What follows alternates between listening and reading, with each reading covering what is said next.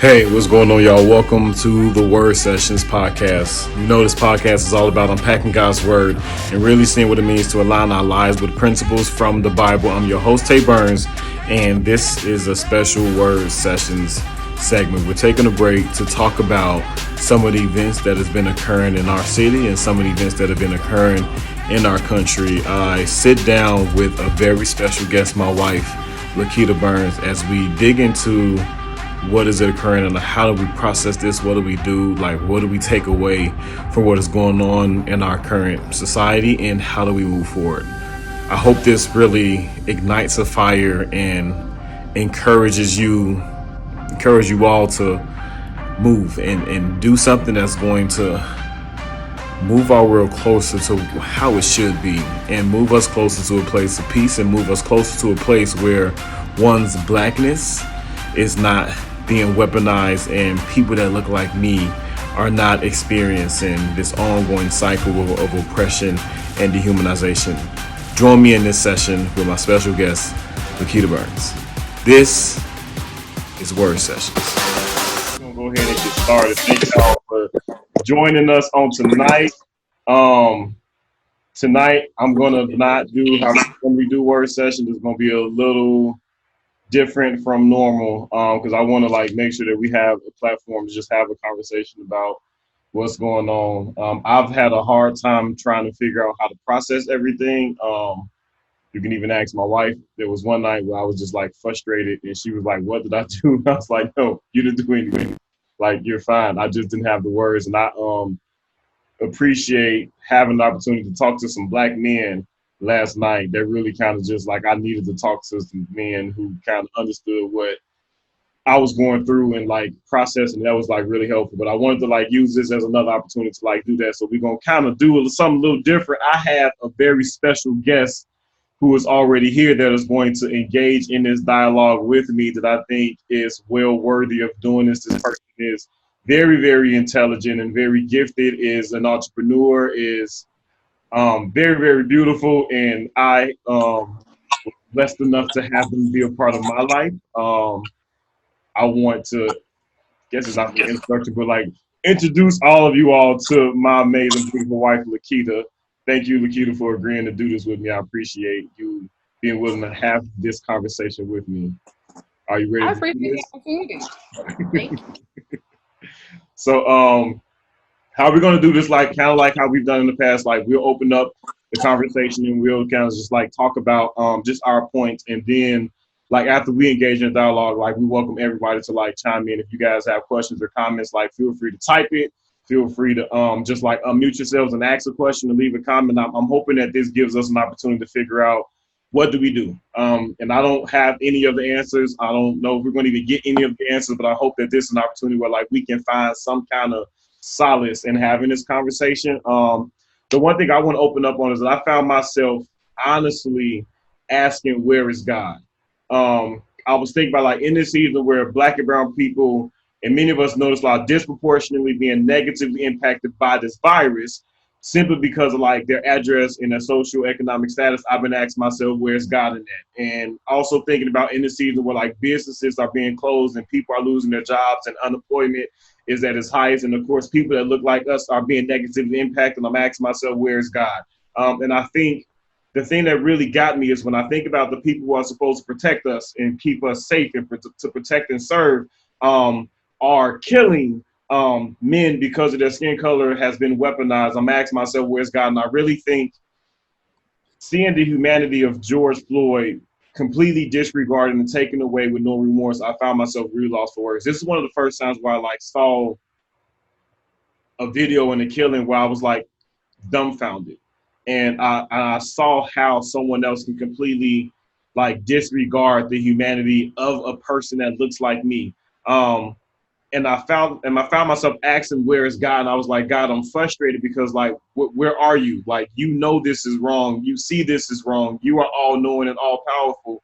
And the things that I'm seeing and frustrated about, my mom and dad had that same experience. My grandparents had that same experience, and their parents had that same experience. I'm like, why do we find ourselves constantly going through our Egypt experience? I'm like, God, how come we can't get out of the wilderness and found our promised land? Like, why is this constantly going over and over again? I really found myself questioning my faith and asking God, like, God, where are you? And like, I really found myself in a dark place this weekend, especially on like Friday and Saturday, like really saying like, God, like, where are you? And I asked that question because like I'm learning that it's okay to be sincere and honest with God and saying, God, like right now I have doubts. Right now I have fears. Right now, this don't make sense. And for me to make a statement of God's ways are higher than our ways and his thoughts are higher than our thoughts and all things work together, feel like those things are really good scriptures. But I'm like, God, I'm not going to hide behind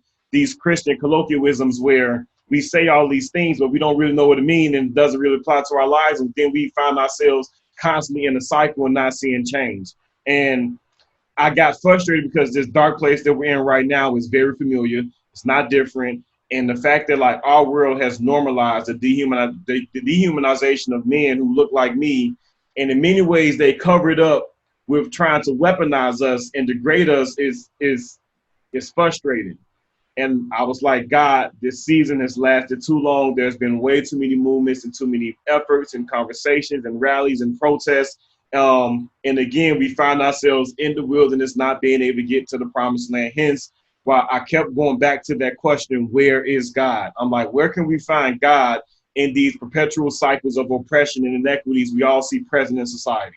I'm like, God, I can no longer be comfortable being a child of God knowing that some stuff that's happening doesn't make sense, knowing that stuff that's happening is not fair and it's not right, knowing that like there's been countless efforts to make change, but a lot of change is not happening. And I found myself asking that question. And LaKeita, I want to pass it to you. And the question I have for you, just like want to hear your perspective is as a Black woman who is the wife of a Black man and then the mother of a Black son and the sister of a Black brother, of Black brothers, like what were your reactions when you saw the recent murderings of George Floyd and Amaud Arbery and Breonna Taylor, and like even thinking about how that is just something that is not new? Like, what were your reactions to that? To be honest with you, my first reaction was anger. I was so angry, frustration. But just like you said, none of this is new. This has been going on for centuries. And the only difference is being televised. Like people who have the privilege to ignore it, and for all the time that they've been doing so, they didn't have to see it, or if they can choose to see it. But with technology and social media, it just makes it in your face that you would literally have to like deliberately like avoid trying to see it at this point, because it's everywhere. It's on every news media outlet. It's all the social media. People are tweeting about it. It's everywhere. But my initial reaction like is it's anger, and I understand those who are rioting. I understand those who are protesting peacefully. And I'm here for it on both sides. And I know that maybe it seem a bit radical, but I think it needs to be more strategized. Like it's kind of chaotic, but then again, when you continue to rape and pillage and oppress and rob people for so long, it's just like a boiling pot of water. When you turn the heat up, it seems calm for a while, but then eventually as the contents in that pot, it gets warmer, you get a little bit of bubbles, and then after a while, if you leave that fire right where it's at and that same amount of content of water in there, it will overflow, it will bubble, it will boil, it will even mess up all the surrounding area of that pot. So it makes sense. Like I get it. People are frustrated, they're angry, and then the COVID-19 did not help because the Black community is being affected more so than any other community in our area, and it's sad because it just goes back to systemic racism and oppression. Things have been in place for centuries because we have less access to healthcare. We don't have the money. A lot of people don't have the resources to get to a doctor. Food deserts are even. It's just crazy. People are losing their jobs.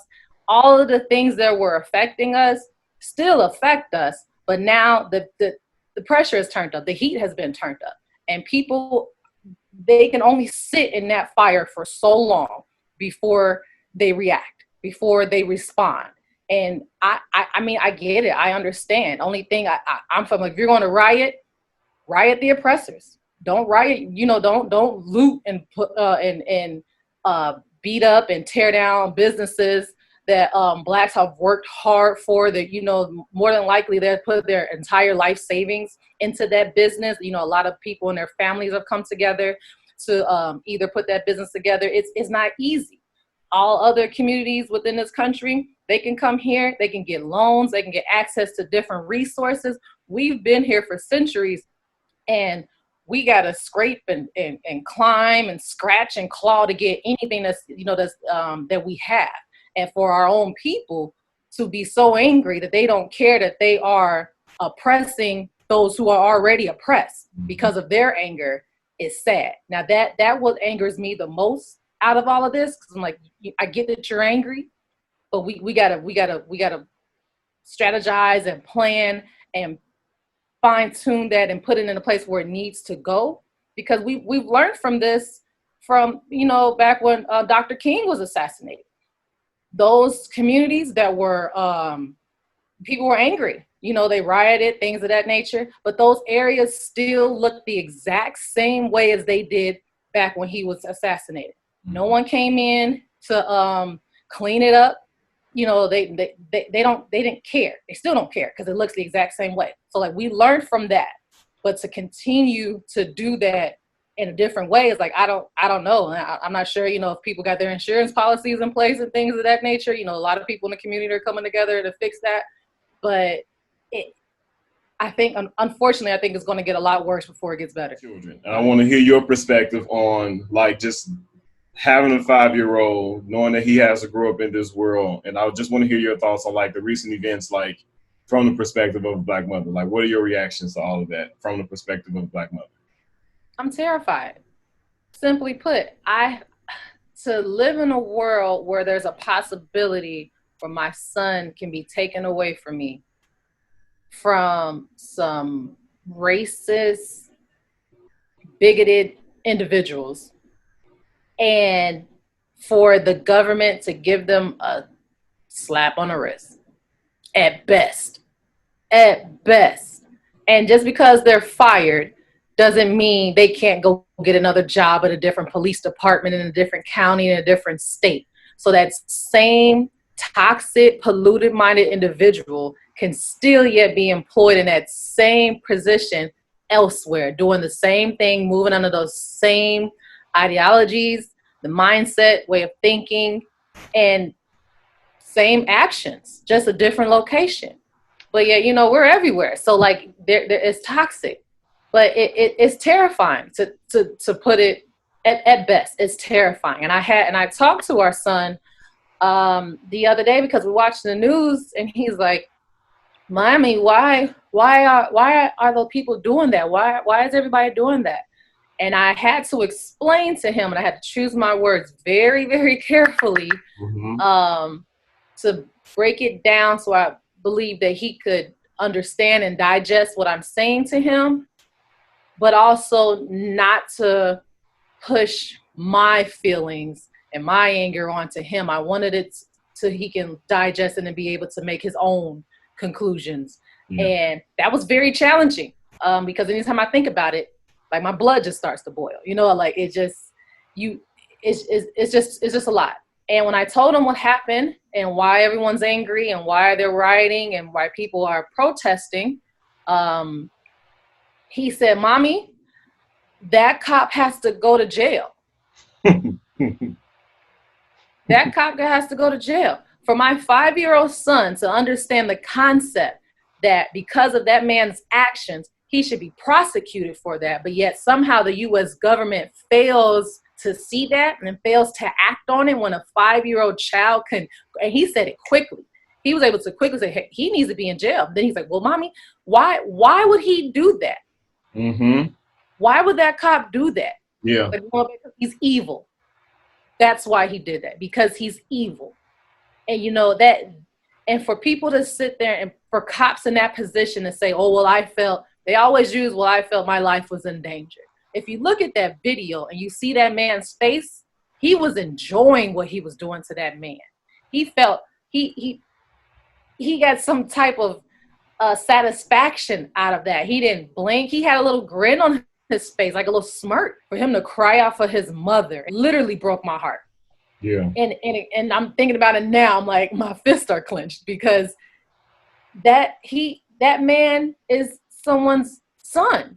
He's someone's grandson. He's someone's father. Mm-hmm. And his daughter was on Instagram. I saw it today. And I'm going to believe, was a member with a family. She's sitting on his shoulders. And she's like, wow, daddy changed the world. And I was just like, that's a beautiful way to look at it. Mm-hmm. But it also heartbreaking in the same time. Yeah. For that to happen. For it's, we're just tired. I'm tired. I'm scared. I'm angry. I'm infuriated. I just want to hold my baby and just, and it's hard, because in my mind, there's so many different scenarios that play that could possibly, I think about my nephews. I think about my cousins and my uncles and my brothers. There's so many different scenarios, and we've been in a situation before when we were pulled over by the cops, and I had to constantly tell you, don't speak. I got you. Yeah. And I stood in the gap for you. Yeah. However, because I saw he was so condescending. That police officer was so disrespectful. And anyone who knows you are the exact opposite. You weren't doing anything to provoke him, but then they're so quick to call us angry. But they give us so many reasons to be angry. Exactly. Yes, we're angry. We have every right to be angry. Every single right. How would you feel every single day when people I hate to say races, because there's only one race. It's a human race. Exactly. When other cultures, other ethnicities, when people of other cultures and people of different ethnicities, when they get pulled over by the cops, I'm like, oh, what does he want? Like, I literally grew up around a white neighborhood, and I've been in the vehicle with a elderly white man get pulled over by the car, and he cursed out the cop. Did it multiple times. What do you want? What are you pulling me over for? I didn't do anything illegal. And I'm sitting there like, and I'm in high school at the time, like, what? Like, because it was my coach.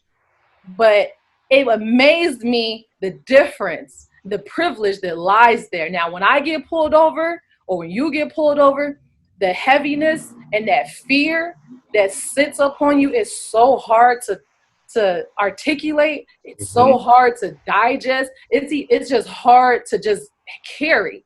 And if you're not Black in this country, it's really difficult for you to understand. That's why I say I'm here for the writing, because for once you're in a position where we've been in for generations, for decades, for centuries, where you're actually fearful of something happening to you. Well, welcome. I'm going to get to your comment in a minute. I find it infuriating that my Blackness has been weaponized. And it's interesting because, like, I also see my own Blackness as a weapon as well, because it's been thrown in front of me so much that there's been many times where, like, I even see my own Blackness as a weapon, which then causes me to many times I don't always see the beauty and joy of, like, who I am. And I had an amazing conversation with Carla Arce earlier today. We were just like kind of reflecting on like our organization and like our thoughts about like where we're working. And I in that conversation, I didn't realize that when we stayed in Plainfield, it was rare that I went outside by myself to walk around my community. Like anytime that I would walk outside my community in the suburbs, I would be with my children. And like what was behind that action is that I felt less of a threat to my community as a father than I did as a Black man. There was an instance early on where I would like take a jog and run around, but I stopped doing that because one, for some reason I didn't feel safe, but I also wanted to make sure that my community was safe, which is ridiculous. that like I was trying to protect my community from my own blackness, and I felt more comfortable being identified as a black father than being a black man. Because like when you strip everything else away from me, you see me on the street, you see that I'm a black man. You don't see my sexuality. You don't see my religious beliefs. You don't see my education. You don't see my personality. The first thing you see is my blackness. And it scares me that it's that very thing that many times have been weaponized.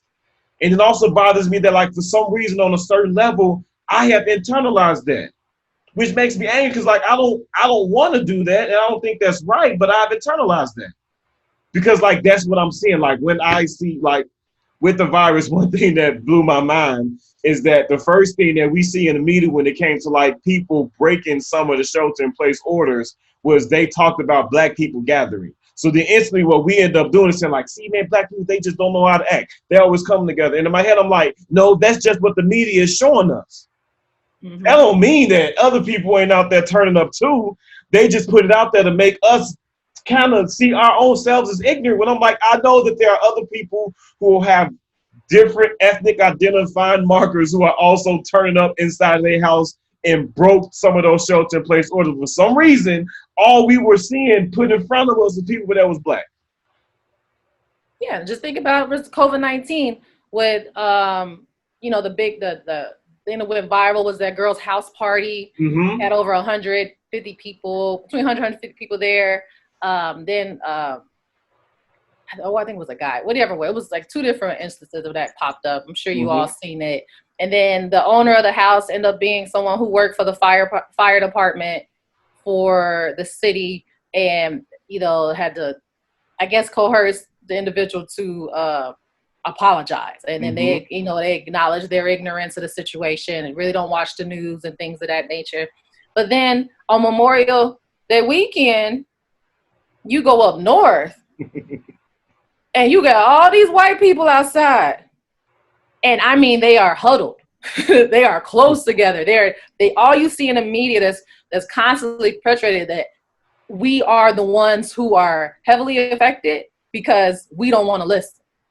But no, it has nothing to do with it. White folks up north, they ain't show that on TV. They ain't show that. They just said, oh, well, we had to close down, we'll send police officers over to Millennium Park because a lot of people were there. Oh, now it's a lot of people. We as black folks it's sad because we're not viewed as people. Like whatever one black person do or a group of people do, we represent the entire community. Yep. However, when a white person does it, you see them as an individual. Yeah, and so, they're allowed to be that, and that in itself is like, and then it's the mayor. She's a black woman. I'm like, come on, you're pushing this agenda too. Like, you don't see this? Like, yes, everybody needs to stay at home. Got it, great, but say that. Don't show up on a Humble Park and the West Side communities and do your press conferences in the street because you heard there was going to be a house party there. But yet up north, River North, things of that nature, where are you all then? Are you militarizing the police to go up there like you do down here, up on the West Side and the South Side communities? Exactly. That's what I want to know. Exactly. So, and Dion, I'm going to get to that question because you make a really good point with talking about transitioning to the afterlife, and we're going to like work our way towards that. And yes, thank you, Matthias, for your comment. So where is God? Because I want to make sure we stay there, because like I really went on a journey with like really trying to figure this thing out and really feeling my faith being tested. And I know the word of God says all things work together for the good to them that loves God. I know the word of God says that we should not look at the things which are seen, for the things which are seen are temporary, but the things which are not seen are eternal. So I understand and I know the word of God says that the suffering of this present time is not worthy to be compared to the glory that shall be revealed in us. So I understand that like what we're going through right now on this level is so much smaller compared to like what we're going to have an opportunity to experience.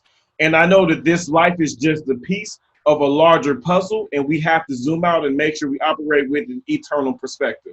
But I also know that God put us on this earth for a reason. God didn't put us on this earth just to live and die and go to heaven. I believe that God put us on this earth to like exercise our influence and dominion and power on this earth to do what I believe is to move the world closer to Eden. Like everything we do is to manifest Eden on earth. We're not just put on earth to go to heaven. We're put on earth to manifest heaven on earth. For the word of God even says, thy kingdom come, thy will be done on earth as it is in heaven. So I'm like, yes, God, I completely understand that. But where are you in all of this? Like, where are you? And I began to understand that it is okay for us to ask those questions. And what God showed me that it is also okay to not be right. And what God was showing me is that I was in a position where I was trusting my beliefs about God more than I trust God himself. So here's what I end up doing. I end up making God in my image instead of being made in the image of God. So I begin to sell God short, the creator of the incomprehensible universe, and I held him captive to what I am able to think and perceive. Because I made God, the definition of God became the summation of my experiences. So here's what God began to show me is that when I ask, where is God? Really what I'm asking is, where is Dalonte? That's what I'm really asking. So like when I find myself doubting God and doubting who I would perceive to be God and like incarcerating God behind the bars of my perception, what I'm really doing is asking God, where am I? And what I'm committed to doing right now is I am letting go of the God made in my image.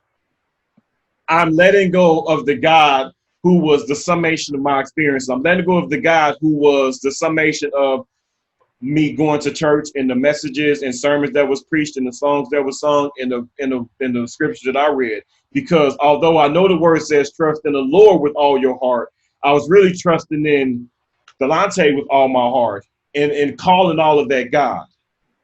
So I'm letting go of that image because what I'm learning is that in this moment of uncertainty, in this time of uncertainty, like that's actually when our faith goes through a maturation process. Our faith grows in moments of uncertainty. Faith, in fact, thrives in seasons of uncertainty. Here's what I learned when asking this question about where is God, and I want to hear your thoughts on this, is that like I said earlier, God told us to manifest heaven on earth. We were made in God's image and likeness. God made us in his image. God is not made in our image. And God gave us dominion on earth. So when I asked the question, where is God? Really, I'm asking, where is Dalonte? So what I learned is that I and we are God's solution to addressing these perpetual cycles of oppression and inequities we see present in society. We are the solution to that. It's not that God is going to swoop down from heaven and solve these problems. God put us on earth to deal with this. So my question, and I want to hear your thoughts on this, is how do we, as people of God, respond to what's going on in our society? If in fact we are God's solution, we are the solution to the problems we see present in society, that gives us a great sense of accountability. So then I'm like, I can't just sit on my butt and scream and yell and complain about it because like I'm not doing anything. I am not moving the world closer to Eden. So LaKeita, I want to hear your thoughts on this. Like, how do we go about solving these issues? Like, how do I become the solution to the perpetual cycles I see present in society? What are your thoughts? That's so multi-layered. We could try to peel back some of them layers. That's a Zoom session in itself. Maybe a series. But the first thing that came to mind when you said that is like, how do we move? Where's God? How do we move forward? But it makes me think about the poem, "Hey, Black Child, do you know who you are? Yeah. Who you really are? Do you know you can be what you want to be if you try to be what you can be?" And I'm sure that's a very popular poem, but we have to know who we are as individuals, in our families, and the power that we have as a community, and we come together. That in itself is powerful. But united we stand, divided we fall. We have to get understanding of who we are, to know who we are and whose we are. It's easy to know. It's like, yep, I'm a child of God, but who are you? That fix a child of God. Like, that's who I am. That's whose I am. But who are you? Like, besides that, think about it, we're the only group of people who do not know our origin, our place of origin. It's not the United States. A lot of people assume it's Africa. But there were a lot of Africans here in Americas before slavery even started. Yep. So there's a lot of things that we have to do the work, because there were systems in place to purposefully strip us of our identity, purposely strip us of our culture, purposefully strip us of the community, our language, religion. Mm-hmm. Like everybody's like, oh yeah, I'm a Christian. Don't get me wrong. I'm God, God fearing, spirit filled, things of that nature. However, Christianity wasn't our first love there. Like, and then that's not ours. That was pushed on us. And not to say anything's wrong with it, but you just have to know who you are, who you truly are. And then when you know that, then no matter what goes on around will move you. Okay, I gotta stop you, because you saying a whole lot of good stuff right now. I want to comment on what you talked about when you said there have been systems built, because because if there were systems put in place to oppress us, we have to also have a systematic approach to tear down the systems of oppression. And so I'm going to go there in a moment, but you just said something else that's powerful, because I'm going to do a quick promotion. If y'all have not done so, go purchase my book, The Rules of the Game. You can find it on Amazon.com. And I say that because, like, in the book, I talk about how the Bible is not a Christian book. The Bible is not a Christian book. And I say that because many times we read scripture through the lens of white supremacy. Absolutely. So then, we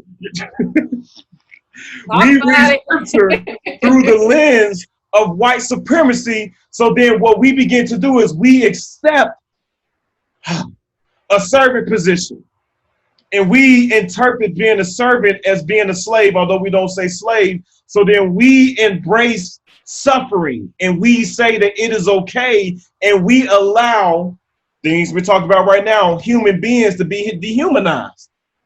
When that's not what the Bible was never intended to be a Christian book. That is not how the Bible was written. The Bible is a collection of stories that was inspired by God, written during ancient times to inspire and encourage those people then to also help transform our lives right now. It's not a religious book. And we have to take off those lenses when we're reading God's word, because if we don't, we will confine God to our perspective. And how dangerous is it for a Black man to embrace ideals grounded in white supremacy?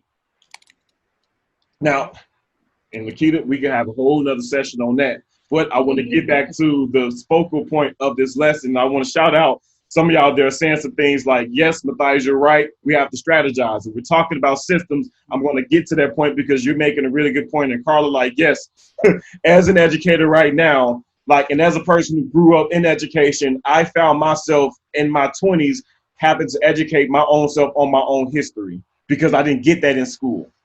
And I still find myself trying to educate myself now, because now I also, as an educator, I have to make sure that I'm also educating students who look like me about their history, but that I'm still trying to learn myself because I didn't get that education. So I want to talk about systems. So like, and LaKeita, will pass to you after I'll make some recommendations. So we're talking about having a systems approach to addressing the systems that was built to oppress people. One thing we could do is vote. Like, we have to utilize our level of influence. And I'm not just talking about voting on a national level. We have to vote on a local level. We have to get involved in our community. Like, do we know who our aldermen are? Do we know who are the people being put in positions of power within our community? Because if we don't exercise our influence within that capacity, we won't see things change as fast as we can. The other thing we need to do that I recommend as a systems approach is that we have to build networks. Like we have to build partnerships with our local organizations in our community. Though we have so many nonprofit organizations who are trying to create change and do something positive, we have to create those partnerships. We have to build partnerships with the local churches, like get involved with what's going on in our community. That is a way to systematically address some of these systems built to oppress, in general, people of color. Because I know specifically we're talking about Black people. There are also some Black and brown people who are also experiencing oppression just like we are. So we have to get involved locally within our community. We can't just be angry and talk about it. I think that's fine to do, because many times movement may be preceded by or come before or come after dialogue. So I believe that sharing perspectives is important, because we move closer to having a global and broader perspective so that we can have a broader impact. But we also have to do something beyond the conversation. Now, LaKeita, I want to hear some of your thoughts on this, and I want to say, I know that you've been doing an amazing job, really digging into the world of financial literacy and financial awareness, really digging into thinking about how to build generational wealth and thinking about how to really empower ourselves as people, which is also another way I believe is a way that we can address some of these systems of oppression that have been built to oppress us. I want to hear your thoughts on how can we do that. And then after LaKeita's comment, we can open it up. If you guys want to continue to add comments there, if you want to ask questions there, do so. Before I say that, I want to also comment on yes, Carla, you're right. District attorneys, sheriff commanders are selected at the local government level. So that is a way that we can also have a systematic approach to addressing some of the systems of oppression that have been built in our society. LaKeita, I want to hear your thoughts on how can we address some of these systems, because I believe this is how we move the world closer to Eden. So y'all, yes, we're talking practically, but this is how we have a spiritual impact on earth. LaKeita. In short, we need to practice group economics. What that means then, pulling in our money, nothing's going to be really done. Money moves the world. Let's just be honest. You're right. But we got to get our finances straight. We got to literally track our expenses. People don't like to hear the word budget,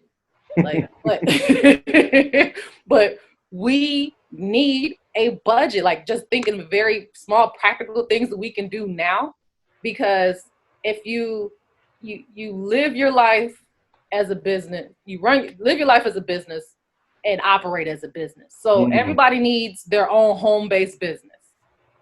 Simple. There are over 475 tax deductions that you can get from the government, from the IRS, that they approve for home-based businesses. And what does that mean? Sole proprietorships and single-member LLCs. That and in our case, for married couples that you file jointly, you still want your own separate, because it get kind of funny when you get adding up extra people in there, even if you marry, but you still filed on the same thing. But everyone needs, I need to have my own home-based business. The line say you need to have your own home-based business. Everybody on here, because you have access to that. As an employee, you only have 8 tax deductions.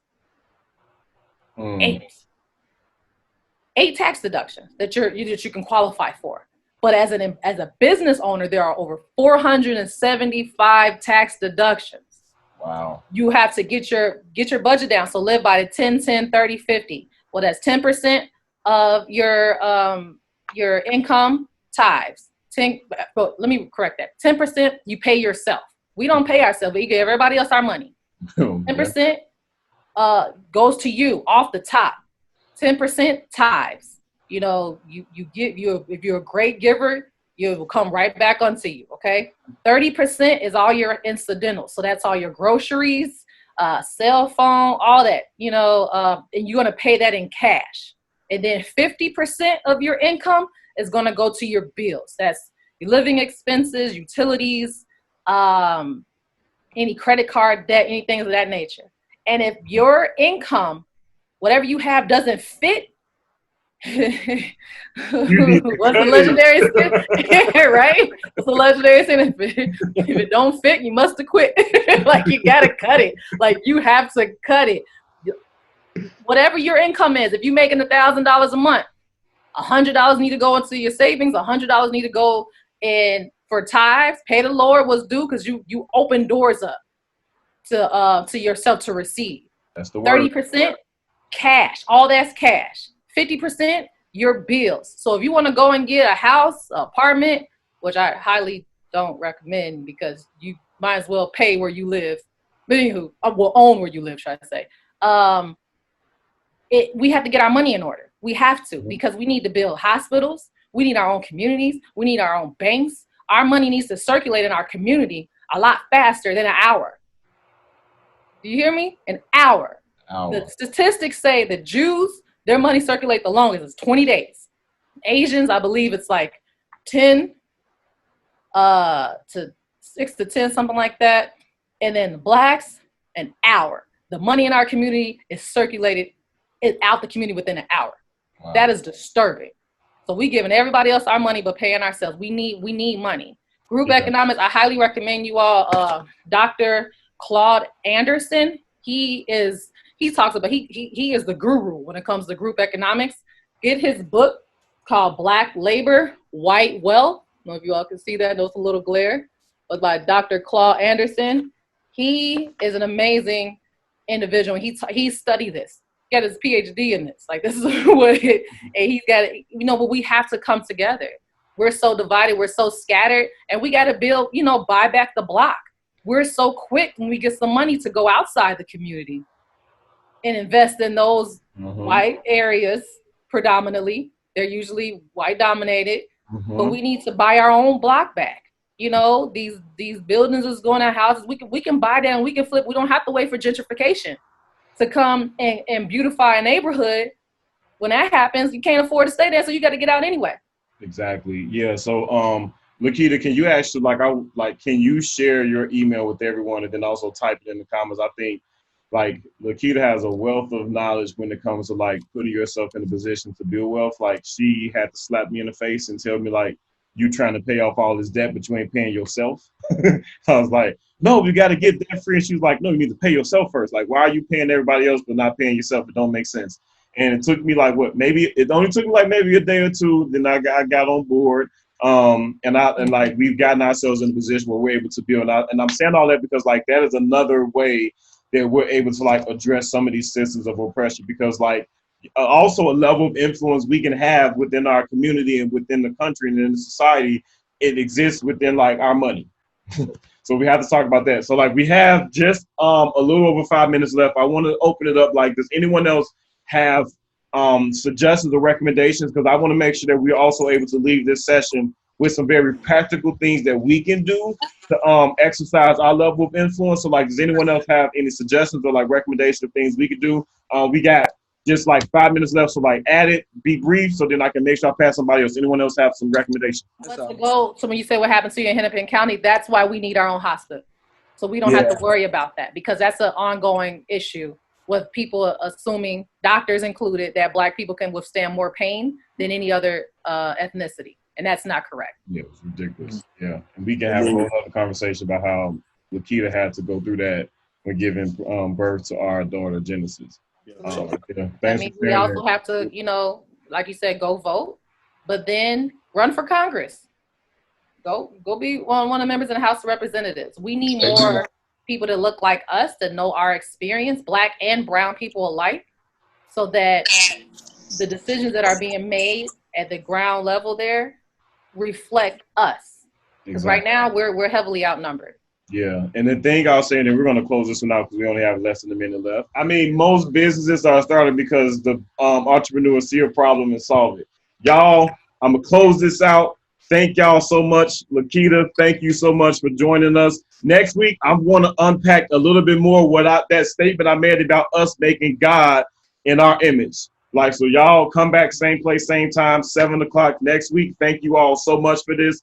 Go do something. Don't just leave this and think about it. Absolutely. All right. Thank y'all. Love you all. You guys be great. All right, y'all. That is another episode. It is in the books. I hope that it encourages and inspires you to go out and do something to move the world closer to either do something that's going to create peace in your home, do something that's going to create peace in your community, do something that's going to create peace in this society.